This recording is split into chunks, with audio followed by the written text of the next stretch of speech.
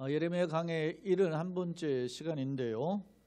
제가 앞서 우리가 합심 기도할 때 말씀드린 것처럼 예레미야 33장은 제가 청년 때 암송하면서 이 33장 2절 3절 암송하면서 기도했던 말씀이에요. 흔히 목회자들의 신학자들이 성경에는 기도 응답의 구절이 있다, 이렇게 여러 곳에서 성경 기도 응답에 대한 약속의 말씀들이 있죠. 그런데 대표적으로 신약에는 마77, 구약에는 램 333 이렇게 저는 청년 때 많이 외웠어요. 마태복음 7장 7절, 구약에서는 예레미야 33장 3절 이렇게 많이 외웠던 거예요. 그 말씀이 오늘 말씀이에요. 이게 참 여러분 신구약 성경을 우리가 다 설교하며 살펴보기가 어려운 상황이에요. 우리가 강해로서 이 본문의 말씀을 접할 수 있다는 건 참 귀한 시간이다, 나는 그런 생각이에요. 그래서 설렘과 가지고 사실은 이 말씀을 준비했고 또 이 말씀을 다시 한번 또 강단을 통해서 전할 수 있어서 참 기쁘게 생각한다, 그런 마음이 있었어요. 특히 예레미야 이 33장은 앞서 30장부터 33장까지 소위 이스라엘의 회복에 대한 주제가 계속 이어져요. 그 이어지는 주제의 연속선에서 볼 때 마지막 33장이잖아요. 물론 우리가 14절 마지막 절 26절까지 이어지는 말씀 아직 읽지는 않았지만 이게 33장이 결론 부분에 해당한단 말입니다.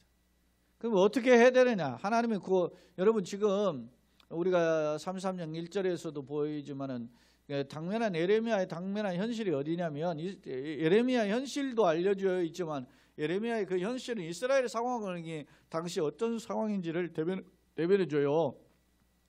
1절의 근거에 보면 뭡니까? 예레미야가 아직 시위대 뜰에 갇혀 있을 때라고 기록하잖아요. 우리가 이미 32장에서 예레미야가 시위대 뜰에 갇혀 있을 때 하나님의 말씀이 임하셔가지고 너가 말이지 너의 사촌 하나멜의 밭을 사라고 그러잖아요. 견물을 짜의 밭으로 은 17세겔을 달아주고. 근데 그때가 어느 때냐면 예레미야 32장 2절의 근거에 보면 그때 당시가 바벨론 군대가 예루살렘 포위하고 있었던 상황이에요. 이 상황은 바벨론 군대가 예루살렘 포위하면 횟수로 3년, 한 2년 좀 더 기간에 예루살렘 포위하다가 결국 함락되는데요. 그러니까 예루살렘 포위하고 함락되기 직전에 주어진 말씀이라는 거 이게. 그러니까 이게 어쩐 면에서 보면은 결과론적으로는 보면은 지금 이 말씀이 주어진 그 다음에 예루살렘 멸망해요, 완전히. 그래서 바벨론 포로로 완전히 이제 삼초 포로로 끌려가면서 완전 명하거든요. 근데 이때 희망의 메시지 준 거예요. 참 이게 어떻게 보면 아이러니잖아요.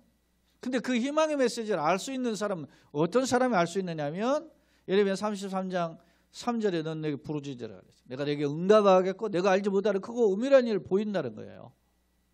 그 비밀을 얻을 수 있는 사람은 하나님의 계시를 볼 수 있는 사람이라는 거죠. 그 어떻게 하느냐? 그런 하나님 부르짖으라는 이 단어가 굉장히 그 간절함으로 막 매달리는 거거든요. 이게 간청하는 게. 근데 그 하나님한테 매달리는데 그 도대체 하나님 어떤 분인데? 2절에서 이야기하는 이를 행하시는 여호와 이를 성취하시는 여호와라 그러잖아요. 그러니까 창조주, 이게 일을 행하시고 성취하시는 분은 창조주라는 말이에요. 정확하게 번역이 하면. 근데 그 창조주의 배경은 절대 주권의 하나님이라. 그 하나님 앞에 막 매달려라는 거죠. 사랑하는 여러분, 지금 우리가 코로나가 지금 1년이 넘었습니다. 근데 제가 오늘 통계는 제가 세계 통계를 제가 안 봤는데 제가 보통 일주일에도 서너 번씩 이렇게 들어가서 세계 통계 사이트에 들어가서 살펴보는데 어제 같은 경우에 보니까 20만 명이 안 되더라고요. 우리 세계에서 많이 갈 때는 70만 명까지 갔어요. 하루 감염자가. 미국 같은 경우도 10만 명 이하로 떨어졌더라고. 보통 20몇만 명 이렇게 하던 경우가 있었는데, 그러니까 이게 각 나라별로 추세가 줄어드는 것이 사실이에요. 영국 같은 경우도 제가 어제 봤을 때 보통 4만 명씩 갔었는데 어제는 18,000 몇 명이더라고. 그래서 절반 이하로 떨어진 거죠. 그러니까 일본 같은 경우도 7,000명까지 갔었는데 어제는 1,800, 2,000명이 안 돼요. 떨어졌어요. 우리나라도 1,000명까지 가까이 하다가 지금 떨어졌다가 다시 300명대 하다가 400명 또 올라가고 그러는데, 그래서 세상 지금 그런 추세가 그렇게 되어 있어. 그러니까 좀 줄어드는 것은 있을 거예요. 그리고 이제 다른 나라도 지금 벌써 백신 맞고 하고 하니까 줄어들긴 하겠죠. 그러나 완전히 없어지잖아요. 근데 제가 오늘 지금 그 호주에서는 호주 오픈이라고 해서 그랜드 슬램 데이라고 그 4대 메이저 데이가 있어요. 이게 다 역사대로 100년씩 넘어간 그 소위 테니스 데이거든요. 역사 100년씩 넘었어요. 다. 호주 오픈을 시작으로 뭐 프랑스 오픈이 있고, 그 다음에 윈블던에서 영국 오픈이 있고, 그 다음에 이제 마지막으로 US 오픈이라고 해서 미국에서 하는 그게 4대 메이저 대회인데, 이걸 소위 그랜드 슬램 대회인데, 이 대회가 뭐 워낙 강력한 대회인데, 어제 우리 그 선수인 권순 선수가 나갔다가 1회전에 탈락했는데, 그래서 제가 어제도 보고 오늘 또 이제 뭐 유명한 그 뭐 세계 1위인 노박 조코비치가 하는 선수 이렇게 하는 경기를 제가 봤는데, 왜 그걸 유심하게 제가 좀 소개하느냐면, 거기 지금 보면 선수는 물론이거니와 모든 관람자들이 뭐 우리 같이 이렇게 뭐 지그재그로 한 칸 건너서 그렇게 앉지 않았어요. 전부 그냥 또 바글바글해요. 앉았는데 그 이제 소위 노드 아레나 경기장이라고, 로드 레이버 그가 이게 호주의 테니스 영웅인데, 그 사람 이름을 따서 이제 경기장, 메인 경기장인데, 거기 메인 경기장 보면은 사람들 가득해요. 가득한데 마스크 쓴 사람이 없어요. 거기는. 그러니까 거기는 이미 뭐 대회 전부터 대회 참석하는 사람들은 이미 15일 동안 자가격리 해가지고 다 숙소에서 다 자가격리하고 다 그런 걸 검증하고 이렇게 한 거예요. 국가가 한 대회를 치르기 위해서 그런 어떤 세밀한 것을 한 거예요. 그리고 자국 내 국민들도 이미 다 그 감염자를 다 걸러내가지고 없는 거예요. 우리만 잘난 체 많이 하는데 그렇게 클리어하게 하는 그런 나라들도 있어요. 우리 그 호주보다 더 잘하는 나라는 그 옆 동네인 뉴질랜드인데, 뭐 제가 다른 나라 한 게 이야기를 거론하고자 한 게 아니라, 지금 우리가 이렇게 전전긍긍하고 있는 상황이 있잖아요. 이게 잘 되는 것 같지만 또 하고 이게 안 되는 거예요. 제가 딱 모두 다 때려 맞고 그 경제적인 어떤 피해를 각오하고 한 달이나 이렇게 해서 뭐 그 어떤 하지 않는 한 어려워요. 자, 이런 때 여러분요, 우리가 계속 1년 넘게 이렇게 하고 있는 상황에 우리가 많은 것이 사실 탈진 상황에 와 있어요. 그럼 우리가 어떻게 해야 되느냐? 주님 앞에 여러분 이 문제를 놓고 한번 기도해 보셨습니까?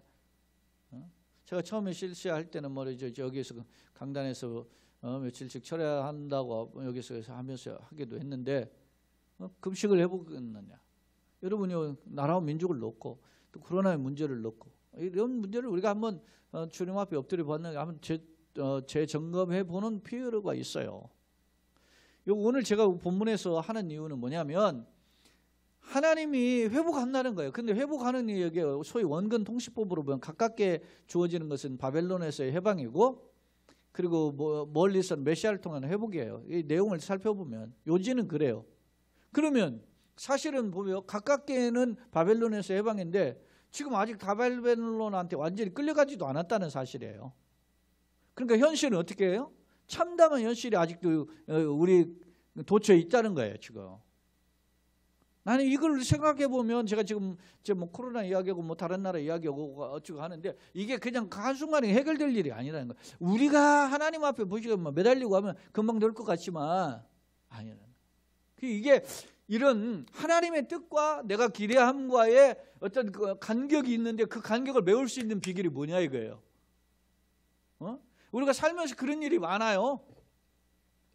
제가 오늘 또 아침에 이렇게 나름대로 제 나름 앞들여서 기도하고, 여기서 교회에서 예배당에서 기도하고 나서 들어가 가지고 했는데, 조금 이제 피곤하니까 좀 누워서 했는데 이불을 두었어. 그때 한 9시 좀 못 걷겠는데 잠이 오지를 않는 거예요. 그런데 그래서 제 마음속에 탄식이 생기는 거예요. 그 자리에서도.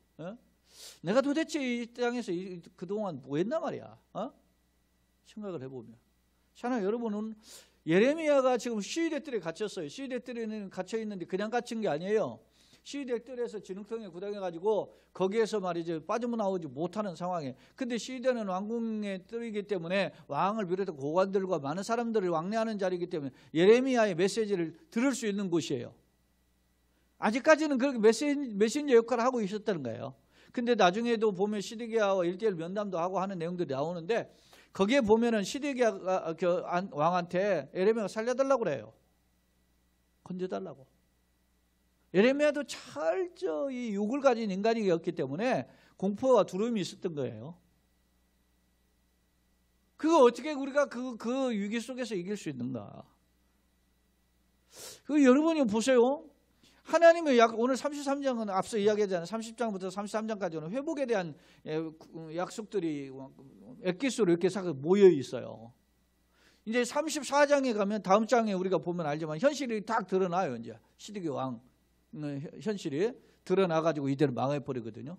그 시드기야 왕은 그런 메시지를 듣지 않았는데 시드기야 왕은 두 눈이 뽑히고 두 눈이 뽑히기 전에 자기가 보는 앞에서 아들들이 죽임을 당하고 그리고 두 눈이 뽑히고 쇠고랑차고 끌려가요. 시드기야가. 그런데 그 이전에 시드기야보다 이미 11년 전에 먼저 끌려갔던 왕이 있어요. 그게 여호야긴인데 여호야긴은 시드기야 왕의 조카예요. 근데 끌려갔던 여호야긴은요. 그 끌려간 지 37년 만에 회복이 돼가지고서는 그 바벨론 왕과 겸상하는 식탁을 함께하는 그런 자리로 회복이 되잖아요. 끌려가 보러 가? 어떻게 이런 일이 있었겠어요?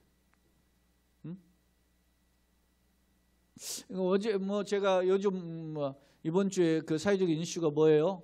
카카오 회장인 김범수 씨가 그 자신의 재산 절반을 사유 환원하겠다는 거 아니겠어요? 얼마나 감사한 일이에요. 귀한 일이죠. 우리나라에는 왜 미국이나 이런 것처럼 빌 게이츠나 이런 사람들 소로스라든지 워렌 버핏이라든지 이런 사람들이 막 자기 재산들 다 환원하잖아요. 근데 우리나라는 버는 것만 하고 세금 전략하고 어떻게든지 뒷주머니 차는 것만 생각하지 사유 하나는 안 하는데 참 귀한 모델을 보여준 거예요. 근데 이분의 재산이 주식으로 환산하면 가지고 있는 게 주식인데 카카오 주식이 6만 4천 얼마인가 그렇다 그래요. 지금 최근에 돈이 주식 한 주에. 근데 그 가지고 있는 재산은 주식으로 환산해 보니까 10조라 10조. 그럼 5조 내놓겠다는 거예요. 남들이 말하는 게 10조 냈으니까 5조 내놓을 수 있어요. 천만에 그렇지 않아요. 쉬운 게 아니에요. 여러분요. 내가 나라면 어떻게 쓸까 하는 생각을 해보게 되더라고. 글쎄요. 내가 아무것도 가지고 있지 않은 사람이니까 글쎄 내가 가지고 있는 것을 우리 가정을 위해서 한 100억 쓰고 나머지 하면 10조면 9조 9,900억은 환원하지 않을까 이런 생각도 해보게 됐는데 사람이 욕심이 한없지 않겠어요? 우리에게 주어진다면 어떨까? 저 사람 근데 김범수 씨가 보니까 저보다 어리더라고. 예? 근데 저 사람은 나보다 어린데 그동안 저 사람 저 돈 벌 때 나는 뭐 했나 이런 생각도 들고. 예? 어제는 그 어느 국회의원 모당 국회의원의 옛날에 그 광주 5.18 기념식에 한 20년 전 거기서 모여가지고 회장들 국회의원 의원과 당선자 이런 사람들이 10대 명 모여가지고서나 소위 말하면 술 파티를 했는데 거기에 보면 소위 접대부들이 양쪽에 껴있고 지금 현재 국회의원들을 그 짓을 했다고 하는 그 내용이 예전에 그 같은 운동권이었던 임수경 씨가 폭로한 글이 다시 한번 회자됐잖아요. 근데 그들이 그 소위 말하면 지금 옛날에는 386이었는데 486 됐다가 지금 586 된 거 아니에요. 50대 80학번으로 60년대생이 소위 그게 586 아니겠어요? 그래서 저거 똑같단 말이에요. 그 중에 한 사람은 저거 보니까 이렇게 비교하니까 이렇게 1년 후배는 그렇더라고 그런 사람들은 벌써 국회의원 몇 번씩 해먹고 다 그런 사람들인데 나는 순간 그런 생각이 드는 거야. 나는 뭐 했나? 예? 물론 복음이라는 가치가 있죠, 되게. 그런 게 있지만 항상 그 복음의 가치가 나를 이끌고 나를 통치하고 나를 하늘의 소망으로 붙들려서 살게 하지는 안 된다는 거예요. 왜? 내가 이 현실에 살고 있기 때문에. 그러면 내게 찾아오는 이런 어떤 그 부정적인 생각, 현실에 사로잡히는 그런 마음, 그런 걸 이길 수 있는 힘이 뭐겠어요? 하늘의 비전을 보여야 되는 겁니다. 네가 알지 못하고 크고 은밀한 일을 보아야만 그것을 하나님 앞에 붙잡고 그걸 놓고 기도하게 되는 거 아니겠습니까? 예레미야 지금 현실은 어땠습니까? 시대들에 갇혀서 지금 죽음을 목전에 있습니다. 나라는 어떻게 했습니까? 백척간도에 있어가지고 풍전등화에까지 바람 앞에 등불처럼 흔들리고 있는 그런 상황입니다. 이럴 때 하나님께서 주신 메시지가 오늘 예레미야 33장이라 말했습니다. 그럼 그 메시지가 과연 어떤 의미입니까? 자, 우리가 먼저 선으로 송출되는 내용을 통해서 한번 살펴보겠습니다. 예레미야 33장 소위 유료책으로 일컫는 30장에서 33장의 결론 부분으로 새 시대의 도래, 새 시대의 도래는 뭐 궁극적으로 메시아인데 어찌됐든 하나님의 새로운 회복의 은총을 약속하고 있어요. 예컨대 유다가 약속의 땅으로 귀환하여 지금 바벨론으로 1차, 2차 포로 끌려갔고 지금 3차로 끌려가기 직전인데 그렇게 된 사람들이 귀환하여 참된 평화가 회복되고 정상적인 삶이 영위될 것이다. 마지막 때 우리가 14절에 성경에서 읽어봤지만 거기에 목자가 13, 14절에 보면 목자가 그 양들의 수를 센다고 나오거든요. 양의 수를 센다는 것은 여러분이 방목을 했다가 어른 울타리 가둬놓고 지금 방목했다가 저녁이 되면은 뭐 양을 들어모가지고 이제 우리 안에 들어갈 때 수를 세는 거예요. 지금 내가 원래 100마리였는데 몇 마리인지 확인해 보는 거거든. 그러게 지금 양을 치고 이렇게 할 수 있는 것은 평화로운 목가적인 풍경이 이루어질 수 있는 것은 뭐예요? 진정한 회복이 되었다는 의미예요. 그런 날이 온다는 거죠. 자, 그런 삶을 영위될 것임을 약속하고 있다. 이 중에 본문은 바벨론에서 회복될 뿐 아니라 이전과 비교되지 않을 정도 풍요로울 것을 약속해. 세계 열방들이 널 칭찬하고 너를 존경하고 뭐 그렇게 하게 되는 그런 상태가 된다. 이런 약속이 본문에 있거든요. 그럼 도대체 어떤 내용인가? 한번 봅시다. 자, 예레미야가 33장 1절 말씀, 예레미야가 아직 시위대들에 갇혀 있을 때, 앞서 시위대들에 계속 지금 갇혀 있는 거예요.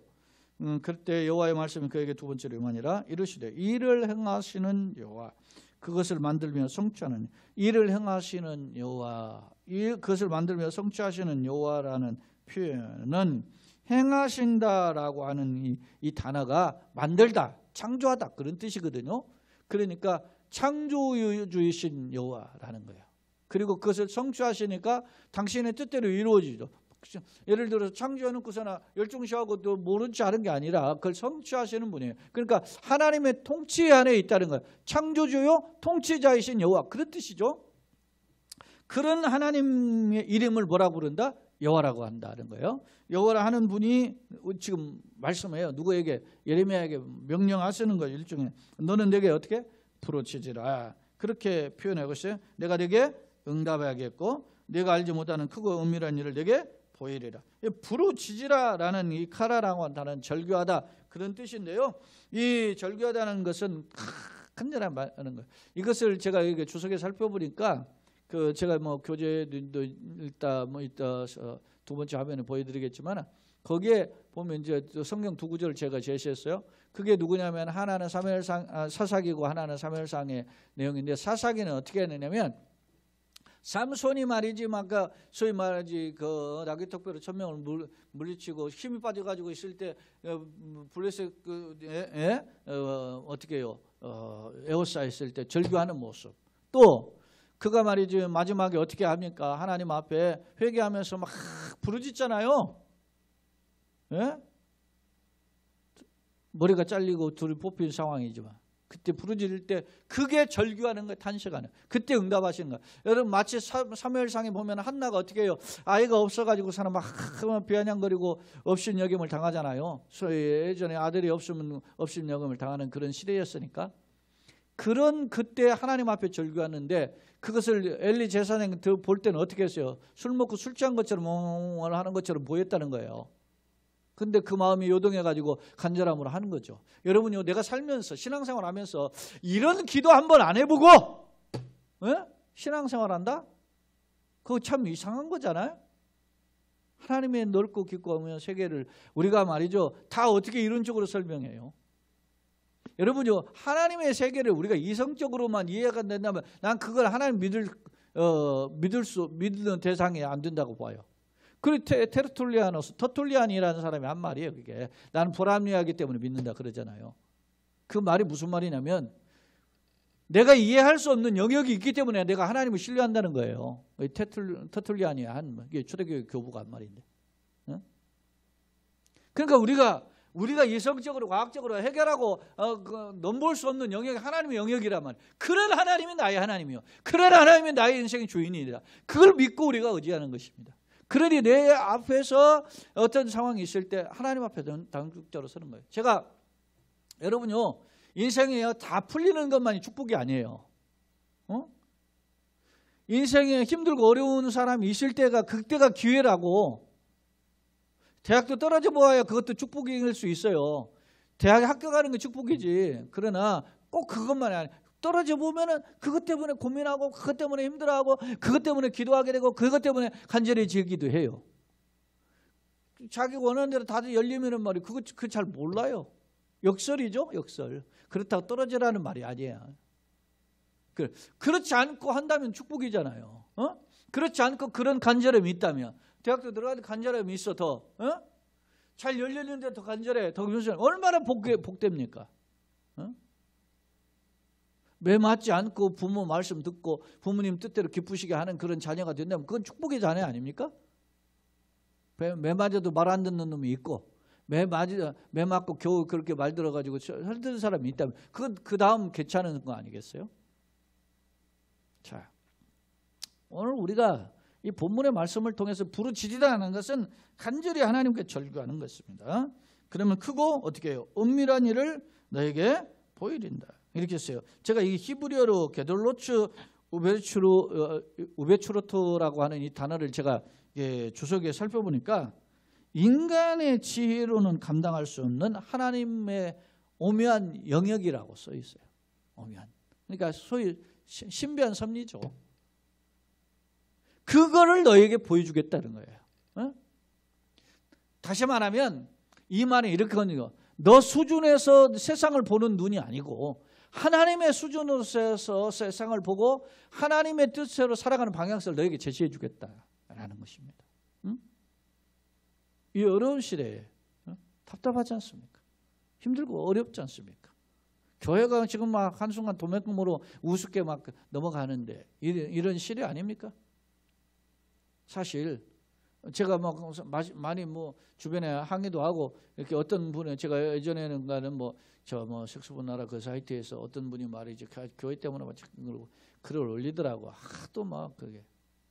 그래서 제가 개인적으로 그 글에 대해서 못마땅함이 있어서 너무 그렇게 의도적으로 비난해서 제가 개인적으로 글을 써서 한번 보냈기도 했어요. 그렇게 했더니 답장이 왔더라고. 자기가 그런 의도가 아니었는데 제가 그렇게 비춰줘서 미안하게 됐다고. 그래서 사람이 된 사람이잖아요. 이렇게 대화로서 이야기할 수 있는 부분. 그러나 반면에 우리가 미안하고 부끄러움이 있지 않습니까? 사회 속에서 역할을 하지 못한 부분. 여러분, 갈수록 이제는 교회가요, 100을 잘해서 100까지 좀 100을 잘해도 교회를 인정하지 않아요. 그런 시대가 왔어요. 이제 의심하는 겁니다. 그런데 여러분요, 100가지 중에 하나만 잘못해도 욕을 먹는 시대가 왔다는 거예요. 지금 심각한 거예요. 내가 예수 믿는 것이 어떤 정체성을 가지고 살아야 되느냐 하는 방향성을 다시 한번 보여주는 거죠. 지금 오늘 우리 지금 이 시대가. 자, 그러면 하나님이 은밀한 일을 보이신다고 했는데 도대체 어떤 일일까? 한번 보세요. 4절로 이스라엘 하나님 여호와께서 말씀하시죠. 무리가 이 성읍에 가옥과 유다 왕궁을 헐어서 갈다인의 차무와 칼을 대항하여. 지금 이제 바벨론이 에워싸고 막 공격하고 하니까 나름 살아보려고 어떻게 해요? 소위 애국단들이죠. 참호도 파고 창도 준비하고 그렇게 해서 대항해서 싸우려 부른 거예요. 5절 싸우려 하였으나 내가 나의 노여움과 분함으로 그들을 죽이고 그들을 시체로 이 성을 채우게 하였나니. 그러니까 저항과 바벨론과 대적해서 싸워보려고 애를 썼지만 결국 죽는다는 거예요. 죽는게 왜 그러냐? 이방 나라 쳐들어와서 나라를 지키려고 그렇게 한 거 아는데 왜 그들이 죽느냐 말이에요. 그 이유는 그들의 모든 악행으로 말미암아 나의 얼굴을 가리어 이 성을 돌아보지 아니했기 때문에. 발버둥 쳐도요 살 수 없는 거예요. 하나님 심판에는 갈대아는 바벨론의 또 다른 표현이잖아요. 지역의 이름이니까 갈대아는 바벨론 나라 이름이고 그러니까 바벨론에 쳐들어오는 것은 하나님의 심판의 도구로 쳐들어왔다는 거예요. 근데 그것을 이겨보려고 자기의 어떤 자구책이죠. 자기가 살아보려고 뭐 그렇게 해서 몸부림쳐서 살아보려고 그들과 함께 한 거에 보았지만 결국 그들은 죽을 것이다. 왜? 이것이 무엇으로 말미암게 하나님의 심판이거든요. 여러분요, 코로나가 하나님의 심판이라면 우리가 어떻게 했겠어요? 백약의 무효예요. 지금 엎드려야 되는 거죠, 사실은. 응? 과학적인 지혜로서 백신 필요합니다. 여러 가지 그 사회적 거리두기 필요하고 마스크 필요합니다. 그러나 정작 우리를 살리는 비결은 세상은 모르죠. 우리가 살릴 진정한 백신은 뭐냐면 하나님께 돌아가는 겁니다. 우리의 신앙으로 주님 말씀에 볼 때 그런 거예요.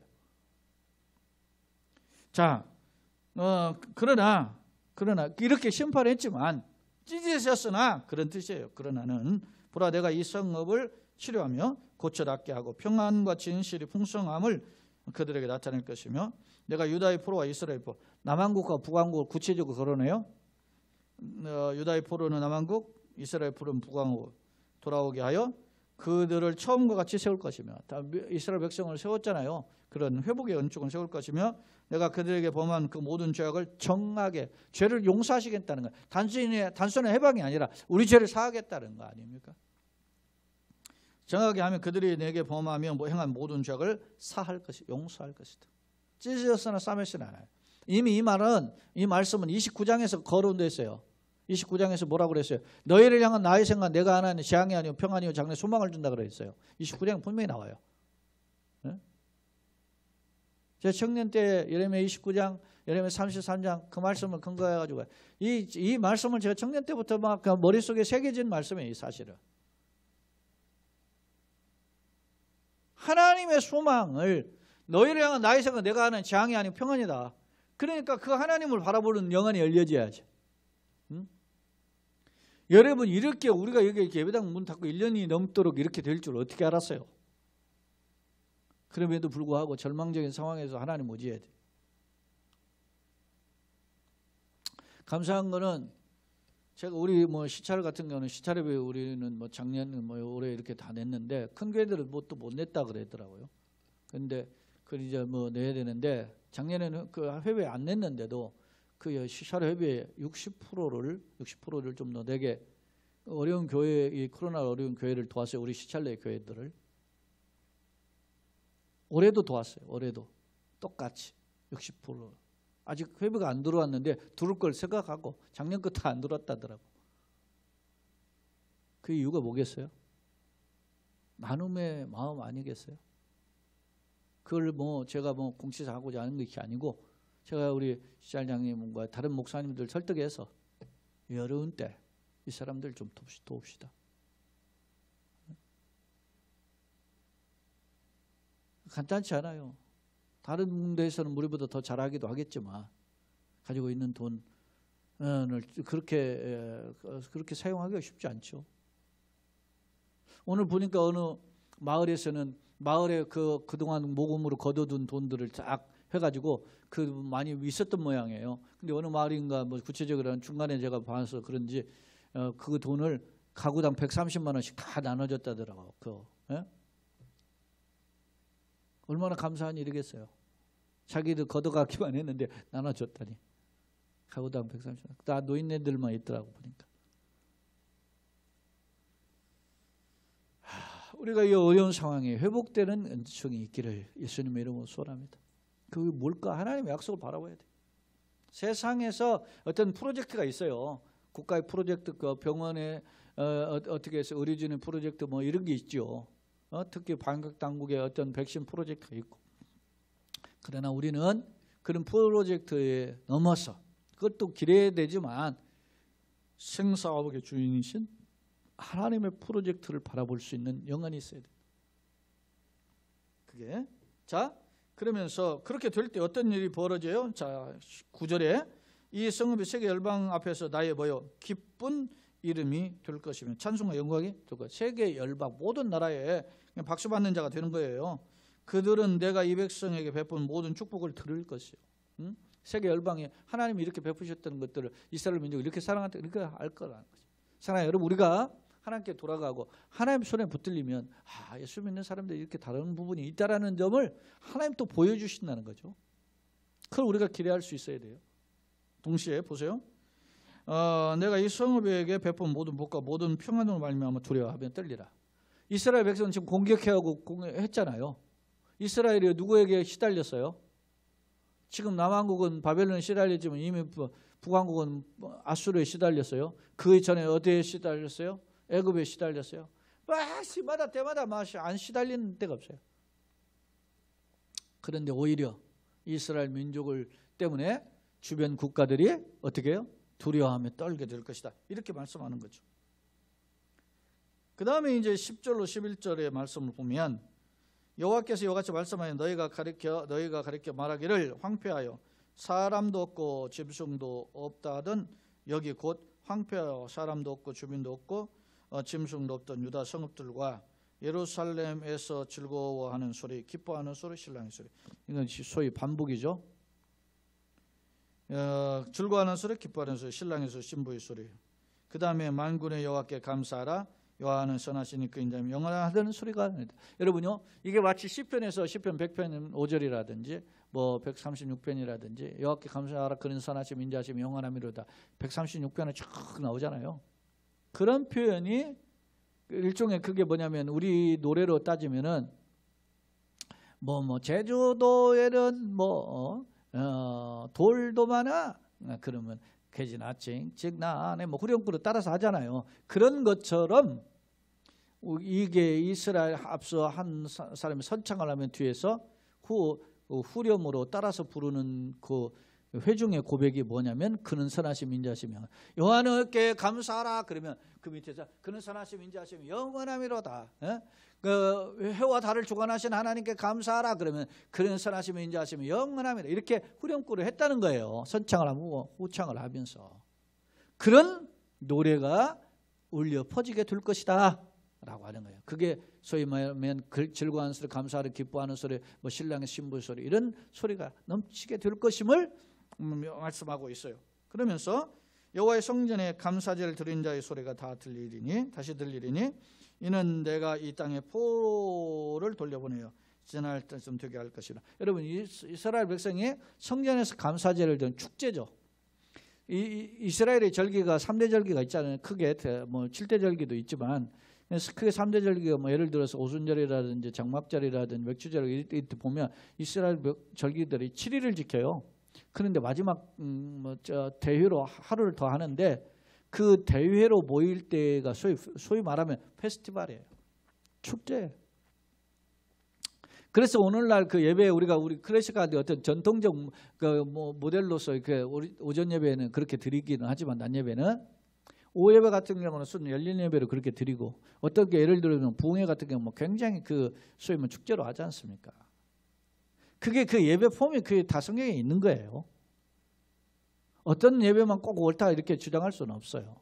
근데 그가 하나 이렇게 또 너무나 이렇게 축제로만 하면 좀 뭡니까? 그 어떤 하나님 앞에 경건한 거룩 이런 것들이 소위 말하면 그걸 놓칠 수 있으니까 그런 것도 조심하면 그러니까 보완이 돼야죠. 사랑하는 여러분, 우리가 꼭 예수를 믿는데 항상 두려워하고 긴장하고 이런 식으로만 예수를 믿을 수는 안 되잖아요. 때로는 그런 마음이 있어요. 참회의식은 결단은 그런 게 필요하고 그리고 차지 은총을 받으면 기쁘고 감격하고 영광을 돌리는 그런 게 있어야 돼요. 이게 뭐냐면 하나님과의 우리 인격적 교통이 이루어질 때 가능한 거예요. 요즘 흔히 그런 걸 많이 하잖아요. 카카오톡이나 하면 다 공유하지 않습니까? 자기 사진도 올려가지고 공유하고 다 그렇게 하지 않습니까? 그게 뭐예요? 공동체로 서로 간의 친구들을 보면서 누가 올렸네. 이렇게 카톡 이렇게 보면은 그 자기 소개하는 거 보면 얘하고 사귀는가 봐. 이렇게 사진 찍은 거 한 장만 봐도 알 수 있어. 느낌이. 그리고 뭐예요? 자기를 어떤 면에서 나는 세상 앞에서 나 이렇게 산다는 걸 공유하는 거 아니에요? 근데 우리가 하나님과의 관계 속에서 하나님과의 그 어떤 인격적 교통을 통해서 주님과 나와의 관계가 공유되어야 된다는 거죠. 신앙적으로, 영적으로. 그런 날이 오게 되는 것이죠.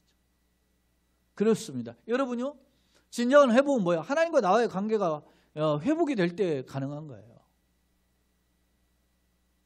자, 마지막에 이제 12절로 14절인데요. 13절. 자, 만군의 여호와께서 이와 같이 말씀하시나 황폐하여 사람도 없고 짐승도 없던 이곳과, 이게 이제 전쟁에서 짓밟힌 곳이죠. 그 모든 성읍에 다시 목자가 살 곳이 있으리니, 목자는 양치는 사람들 살던 사람들, 그 양떼를 눕게 할 것이다. 자, 산지의 성읍과 평지 성읍과 네겝 성읍과, 제가 이야기했더니 우리나라는 뭐 예를 들어 평야가 있고 산지가 있고 이렇게 둘로 구별되는데 이스라엘은 네 곳으로 구분이 돼. 평야가 있고 산지가 있는 건 마찬가지고, 평야와 산지 중간에 계곡이라고 있어요. 이게 계곡이 있어요. 계곡이 깊은 계곡들이 있어요. 그런 계곡이 있고, 또 이게 네겝이라고 하는 광야 같은 게 있어요. 마른 땅인데 문자적으로 마른 땅인데 광야와 같은, 벌판 같은 그런 곳이 있어요. 그런 곳에 땅과 예루살렘 사면에 있는 유다 성읍에 있는 들에서 양떼가 다시 계수하는 자의 손 아래로 지나가리라. 앞서 이야기했잖아요. 울타리의 마지막 저녁 때 이제 방목했던 이제 양들을 모아드리는데, 그때 세는 거예요. 우리가 양이 몇 마리 있는지 확인하는 것이죠. 그런 그 평화로운 상태가 회복될 것이다. 그렇게 약속하고 있습니다. 자, 한번 말씀을 좀 정리해 보겠습니다. 자, 먼저 1, 2절 시위대가 예레미야가 시위대들이죠. 갇혀 있을 때 주신 하나님 말씀인데, 그 하나님의 자신을 어떻게 소개해요? 이를 행하시려 이를 것을 지어 성취하는 자다. 창조주요 절대주권의 하나님이다. 이런 통치자다. 이렇게 말씀하시죠. 그 하나님께서 뭐라 그래요? 예레미야가 부르짖으면 내가 크고 은밀한 일을 내게 응답하겠다. 그렇게 얘기했어요. 이 부르짖다라는 단어를 제가 아까 수업에 즉하라 절규하다라는 뜻이다. 사사기 15장 3일상의 말씀은 각각 삼손과 한나의 기도의 인용이에요. 크고 은밀한 일이라는 것은 인간의 죄로 알 수 없는 하나님의 영역임을 알 수 있어요. 자, 이제 이스라엘 백성 예루살렘 성이 갈대인에 대항해도 결국 와를 무너진다. 왜? 그들이 지은 죄악 때문에. 하나님이 주는 심판에 피할 수 없음을 위하게. 그러나 그럼에도 불구하고 6절로 8절 위에 보면 유다가 범죄하여 포로가 되었더라. 하나님 그들의 죄를 사고 회복할 것이다. 그리고 그들이 장차 회복된 이스라엘은 어떻게 해요? 세계 열방 앞에서 영광과 찬송이 될 것이다. 그리고 그들이 살았던 멸망했기 때문에 황폐해졌던 땅이 이제는 어떻게 해요?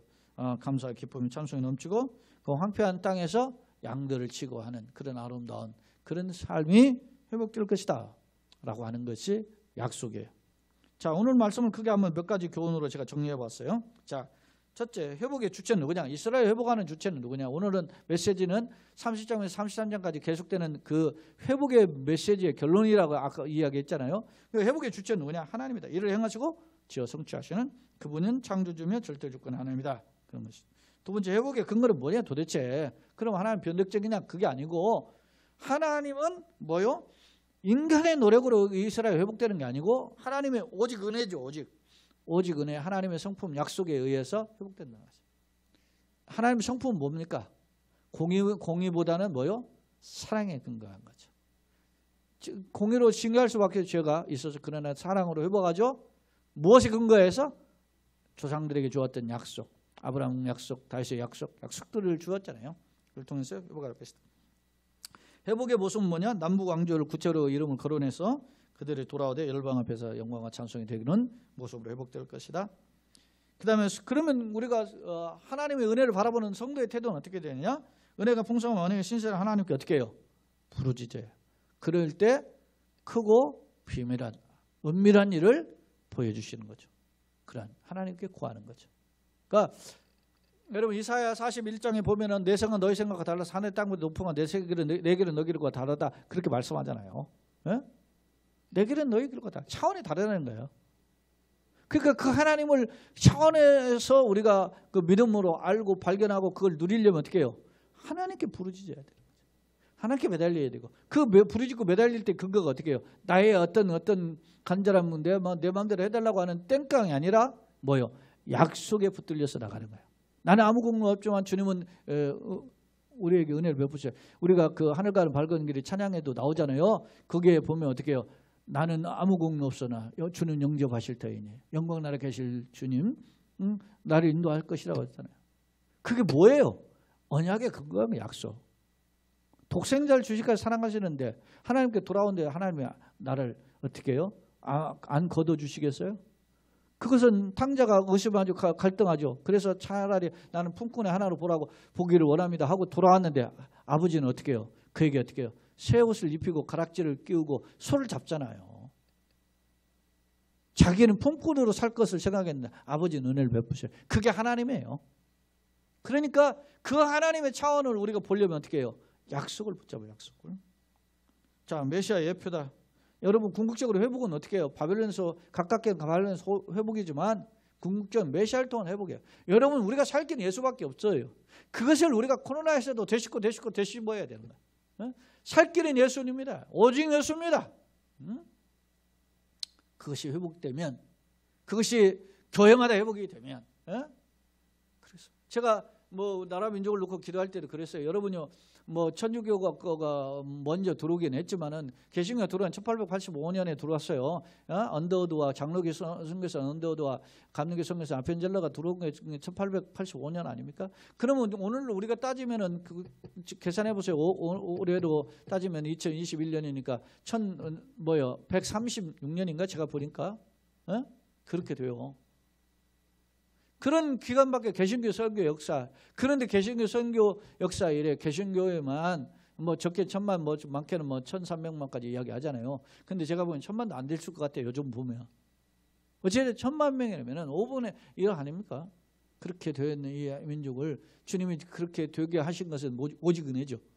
여러분 우리나라가 무슨 뭐 주님의 은혜로 처음받을 만한 그 무슨 건덕직 하나도 있었어요? 없었잖아요. 퇴폐 향락과 그 우상 숭배와 그 썩어질 그런 것에 가득한 나라가 이 민족 아닙니까? 이 민족을 이렇게 만드신 오직 은혜요. 그 은혜를 알지 못하고 세속주의의 사랑에 빠져서 그렇게 우리가 넘어졌던 것들을 회개해야 되는 거예요. 지금 코로나 때.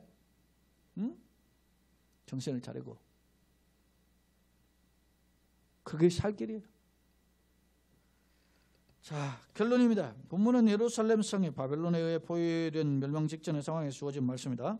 내용을 보면 이스라엘이 비록 범죄로 인해 징계를 당하지만 하나님의 장차 남북의 백성들이 포로에서 회복되면 물론 열방이 찬송이 될 것이라는 약속이다. 혹자는 이 포로의 회복에 대한 약속을 포로에서 교환과 함께 메시아의 예표로 해석하기도 한다. 주목할 점 하나님은 예레미야로 하여금 이런 하나님의 이런 놀라운 비밀을 은밀한 일을 어떻게 알 수 있느냐? 하나님의 능력을 소망하며 부르짖으라고 명령하시는 거예요. 그렇다 나는 어떠냐 보세요. 성도는 당면한 문제는 물론 내 현실의 문제를 해결하기 위해서 기도할 뿐만 아니라 미래의 은총을 갈망하며 엎드려야 돼. 나도 주님의 약속을 붙잡는 영안이 열린 기도의 사람으로 살아가는 그런 은혜가 있기를 예수님의 이름으로 축원합니다. 아멘.